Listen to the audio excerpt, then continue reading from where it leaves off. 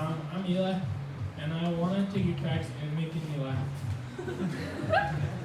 But it might not necessarily seem like it, in which case, I'm very sorry. I'm worried recently that I focus sometimes a little bit too much on the negative.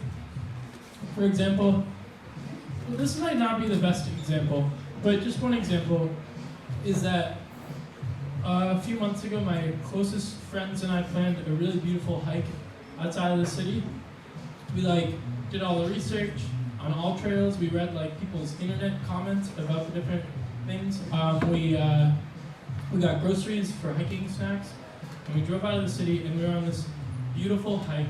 And I was worried maybe I focused too much on the negative and not enough on the positive, because the vast majority of people that we saw that day were alive.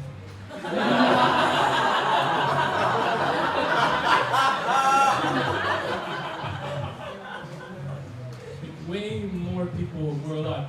The grocery store clerk, totally alive. My friends, full of life.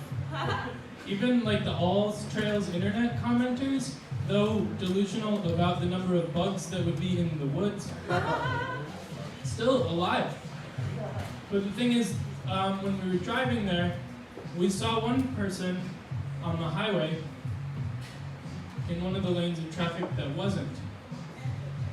And all of a sudden, that was the only person I could think of for the rest of the day.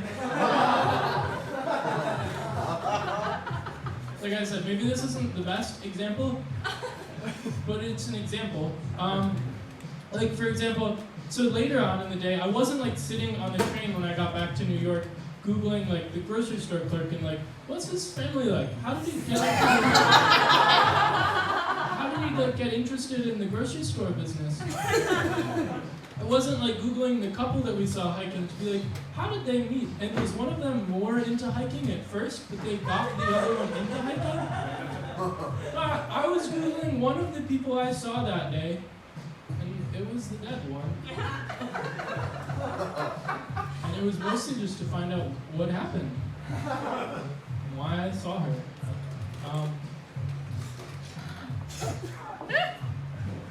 Yeah. So I was wondering, do I focus too much on the negative? But the weird thing is, after a few days, I started to move on, and it stopped being the only thing I pictured every time I closed my eyes.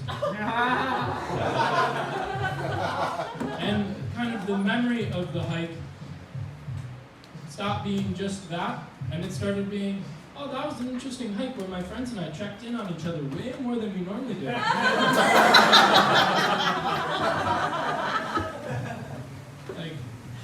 Maybe a weird amount to an outside observer, but a comfortable amount for us that day. And I started to get back to worrying about trivial, unimportant things. Why does my landlord keep putting the screen in the window, but it's too small and it can't keep the bugs out? And then she's just well, just don't have the window open all the way. It's bugs don't fly straight. or why aren't I booked on that show that I've never expressed an interest in being booked on? And that person's never seen me do well even at an open mic. Stuff like that. You just get back to focusing on the trivial things. And I think that's okay, because it's kind of how people deal with suffering, is you go from forgetting about the trivial things, going back to focusing on them, and then you get brunch. And I don't mean that in a bad way. It's okay to get brunch. But it's okay to enjoy brunch. I've even enjoyed brunch with Holocaust survivors. I just mean to say they can enjoy brunch, and they've endured extreme suffering. And I'm sorry to focus so much on tragedy, but it's been on my mind relentlessly this week, because I was watching images on the news of the 4th of July parade I grew up going to. And all my siblings marched in every year. and all of a sudden, like, all my other jokes felt completely irrelevant. And like, that's kind of, you know, I'm in the closing my eyes and seeing the dead body every time I do right now. And normally, I'm so charming.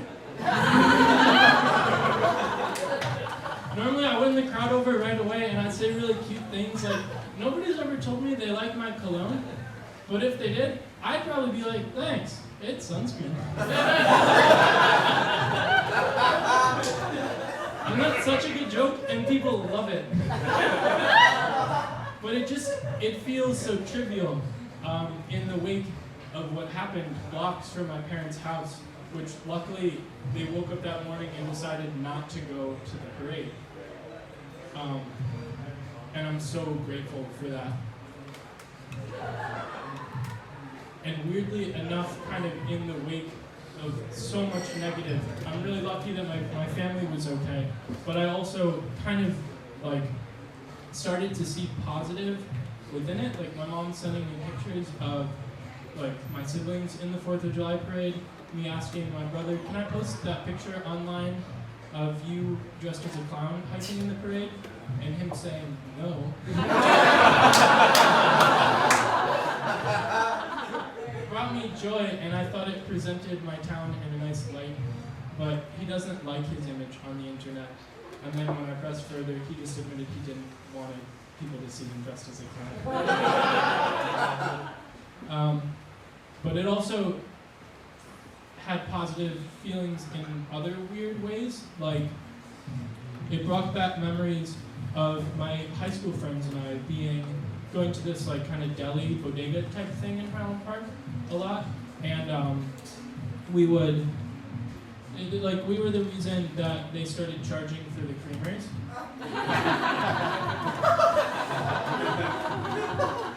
Because we would always do shots in them.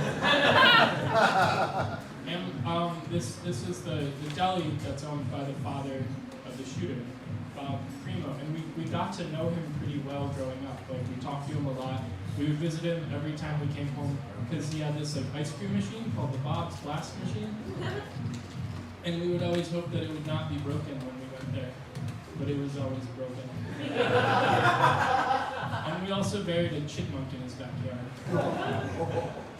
It's a separate story. And those memories are still positive, even though they're weird now, because he's a really bad man. But there is some positivity within that, and I called my mom, every day, you know. The memory of this, I think, once we're out of it, because luckily nobody was injured directly with me, will hopefully be just that weird time when we all checked in on each other. A weird amount. And we texted each other every single day, how are you doing today? And when I called my mom yesterday, she was like, I was walking around town, and a lot of people were out at brunch, very near the shooting. And that's because it's okay to get brunch. It's a great place to check in on each other. Yeah, so I've been Eli. Hope you're looking.